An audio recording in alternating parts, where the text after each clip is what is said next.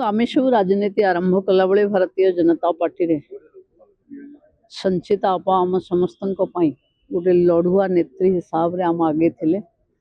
सबु समय आम जिते पार्टी विचारधारा ये सब कथा उपरे रेगुलर पार्टी ऑफिस पाखरे तांकर क्वार्टर थाए। प्रशासनिक स्तर रे जेहेतु तांकर स्वामी